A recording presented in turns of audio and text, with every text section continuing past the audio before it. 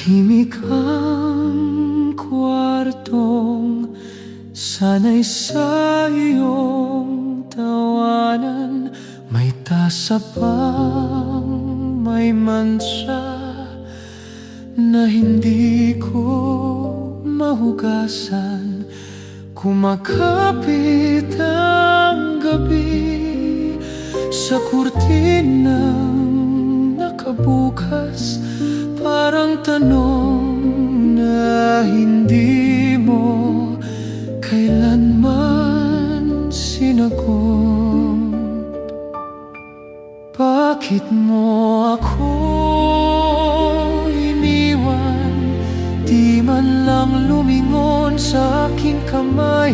Bakit mo ako iniwan? Sa gitna ng pangakong ako ang iyong bahay. Kung kaya mo palang lumayo ng ganyan, bakit mo ako iniwan? Nakatiklo pa rin ang paborito mong damit. Parang laging handang umalis ng panakaw sandali.